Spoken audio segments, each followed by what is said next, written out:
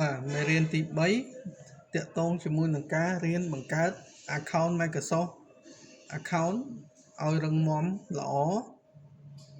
មួយយកមកដាក់ជាមួយនៅក្នុងកម្មវិធី Microsoft Authenticator ដើម្បីរក្សាកូដ 2FA អ្នកនរគ្នាមានទូរស័ព្ទដៃចូលទៅក្នុង Play Store download Microsoft Authenticator ក៏បានអ្នកនរគ្នាមានកុំព្យូទ័រក៏បានដែរនៅលើកុំព្យូទ័រវាស្រួលអ្នកគ្នាគ្រាន់តែចូលក្នុង Start menu រកពាក្យថា Outlook ឬក៏ចុចកន្លែង Search នេះអ្នកគ្នាវាយពាក្យ Outlook មក Outlook មានន័យថា Microsoft Outlook ហ្នឹងហើយអញ្ចឹងចុចលើ Outlook មកវានឹងចេញផ្ទាំង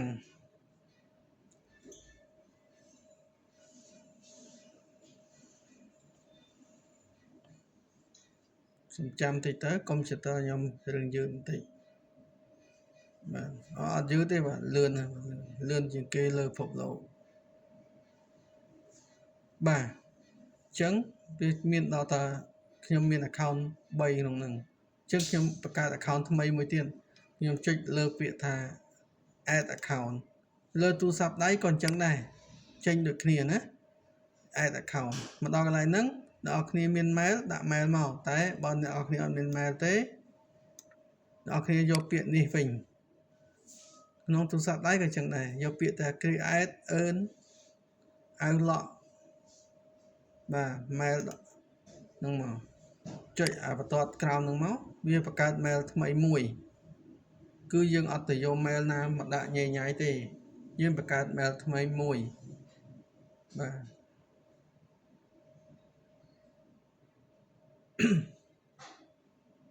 ចាំតិចទៅកុំព្យូទ័រខ្ញុំវាយឺត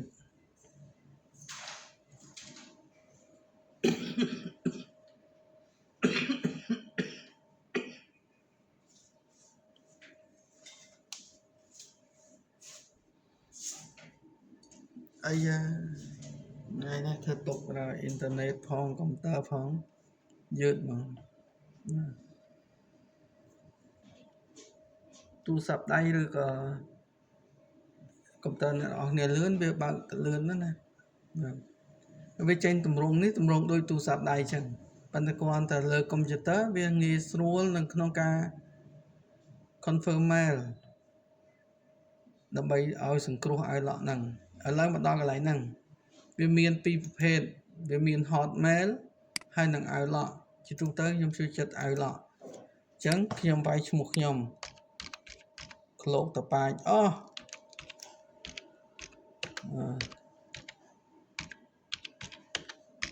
បាទអញ្ចឹងមក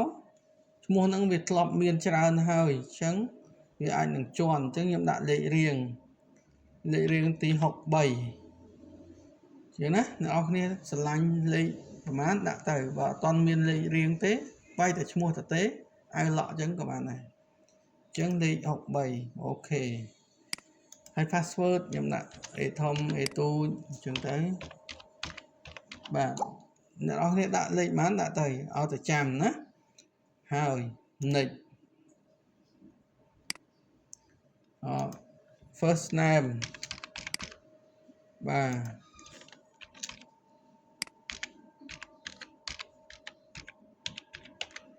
ដាក់មក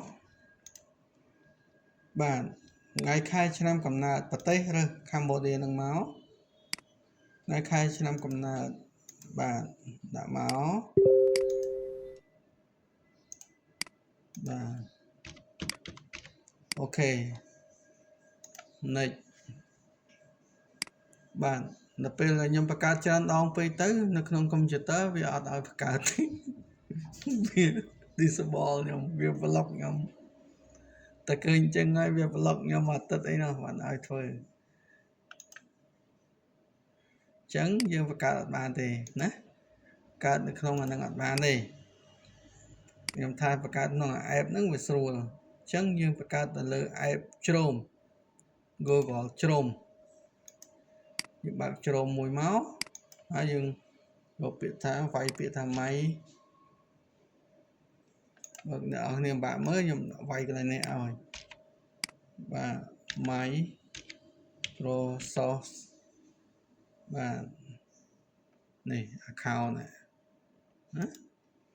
បាទវាយមកចាញ់នេះ Microsoft account ចុចលើវាមកនឹងបែបផ្សាយវាណា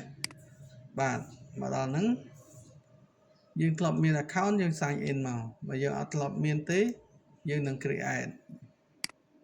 ប៉ុន្តែយើងចុចលើពាក្យ sign in មកវាចេញពាក្យឲ្យយើងឡក់ចូលហើយតែយើងធ្លាប់មានអត់នេះធ្លាប់មានមួយអញ្ចឹងខ្ញុំអត់យកហ្នឹងទេខ្ញុំ create ចុច create one ចុច create one ណាចុច create one អូខេខ្ញុំយកពាក្យថា choose order account បាទហើយបន្តមកខ្ញុំយក create one ទៀតបាទហ្នឹងដល់ create one ហើយវាណៃមាន mail អត់វាសួរណៃមាន mail ទេមាន mail ណាមួយដាក់អត់បើអត់មាន mail ទេខ្ញុំដាក់ថា get new អីគេ mail address បាទខ្ញុំរើស mail ថ្មីទៀតអញ្ចឹងវាយដែលមកឈ្មោះរបស់យើងបាទអញ្ចឹងឲ្យឡក់ណា next password ដល់គ្នាដាក់អីដាក់ទៅដាក់ឲ្យចាំខ្លួនឯងណា next ឈ្មោះបាទ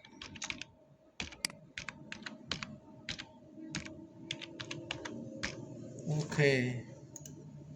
បានថ្ងៃខែឆ្នាំកំណើត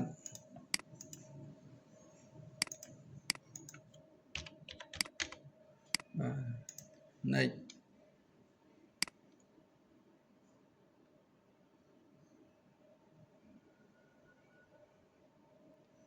ចាំទេមកយឺតណាចុច next ម្ដងទៀតមកបាទមកដល់កន្លែងនេះគ្រប់ Microsoft ទាំងអស់វាឲ្យយើងលេងល្បែងស៊ីសមួយវាគឺមានតែទាយវាប្រាប់ថារករូបមួយនេះ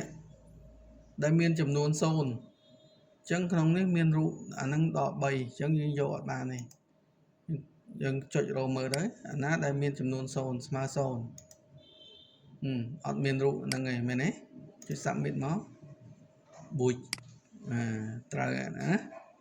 បាទត្រូវហើយអូខេយើងបាន Microsoft account មួយហើយយើងចុច OK មួយទៀតមកប៉ុន្តែមិនតាន់រឹងមាំទេវាយ password ចូលម្ដងទៀតមកដើម្បីបញ្ជាក់បាទ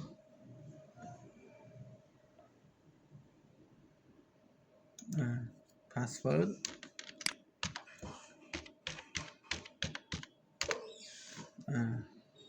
ចូលម្ដងទៀតមកអញខ្ញុំថ្ងៃហ្នឹងវាមិនវាពុលខ្ញុំដែរហ្នឹង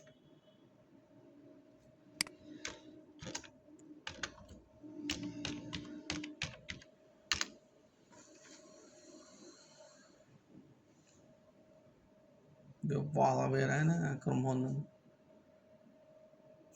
កើតស្វាមឈ្មោះបាទនៅពេលដែលឡក់ចូលមកដល់កន្លែងនេះសំខាន់ណាស់អ្នកគ្នាក៏លេខមើលមកខាងឆ្វេងដៃឃើញពាក្យថា your info អ្នកគ្នាចុចលើពាក្យ your info នេះណានេះចុចលើ your info មកបាទអ្នកគ្នាបំពេញព័ត៌មានមួយចំនួនបើมันសំខាន់អីទេអ្នកគ្នាមិនបាច់ពេញក៏បានដែរប៉ុន្តែដាក់រូបថតដាក់អីចំណាំទៅនេះអាចរូបថតអាច photo ណាប៉ុន្តែអ្វីដែលសំខាន់អ្នកគ្នា scroll ទៅក្រោមមកយកពាក្យថាកន្លែងនេះ account info នេះរកពាក្យថា edit account info កន្លែងនេះសំខាន់ណាស់មកហេតុអីវាឲ្យយើងដាក់ phone number ឃើញយើងណាន់នេះណាន់មានន័យថាអត់ទាន់មាន phone number ទេប៉ុន្តែយើងដាក់លេខខ្មែរអត់ស្គាល់ទេអញ្ចឹងយើងដាក់ម៉េចយើងចុចលើនេះមួយមកចុចអាហ្នឹងយើងអត់ដាក់ phone number ទេគឺយើងដាក់ mail ចំនួនវិញគឺនេះវាថា earn@tamate email address ខ្ញុំ add mail ហ្នឹងវិញបាទខ្ញុំទៅរើស mail មក បាទខ្ញុំទៅរើស mail មកមួយបាទយកមកជំនួសបាទបានណាក៏បានដែរខ្ញុំទៅយក mail មួយសិនខ្ញុំទៅលាក់ចុះខ្ញុំទៅយក mail មួយ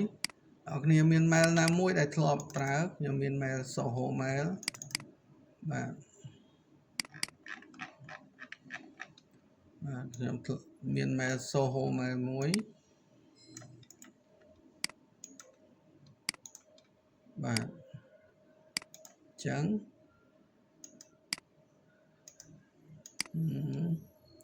ខ្ញុំផាសចូលមានន័យថាចង់ឲ្យMicrosoft នឹងរឹងមាំមានអ្នកណាចូលបានលុះត្រាតែមានការ confirm ពី Soho mail នឹងចុច next មកមានការអនុញ្ញាតពី Soho mail វាអត់ស្គាល់ទេ Microsoft វាថាវាអត់ស្គាល់ mail ហ្នឹងអសញ៉ៃពេកបាទអញ្ចឹងអត់ទេបើអត់ទេខ្ញុំដាក់ mail ខ្ញុំបដ ாய் ដែរតែនេះ mail ខ្ញុំបាទដាក់ mail នឹងបដ ாய் មកបាទណាបាទដាក់ mail នឹងមួយលុចមកហើយអញ្ចឹងខ្ញុំទៅបើក mail ខ្ញុំណា mail បាទខ្ញុំទៅបើក mail ខ្ញុំដើម្បីទទួលសារ confirm code អូខេចំវិស bank ស្អីគេវិសស្អីទេវិសផ្ញើលុយផ្ញើអីមកទៀតលុយអីផ្ញើលុយឬអីឲ្យបន្ទុកវិសនេះបាទអញ្ចឹងយើងទៅយកកូដសិនយ៉ាយកកូដបាទយើងយកកូដនឹងបានយើងយកមកដាក់ផាច់ next ចឹង mail Outlook យើងបង្កើតបានជោគជ័យហើយគឺវាបាន confirm ជា mail primary ហើយនេះ mail នេះជា mail primary ហើយចឹង confirm ហើយបានហើយខ្វែងចោលចុះបាទទុកចោលចុះណាបានហើយយើងយកមក lock នៅក្នុងOutlook យើងមកឬក៏ Authenticator មកបាទអញ្ចឹងចាំមើលរបៀប lock វាតើគេ lock បែបម៉េច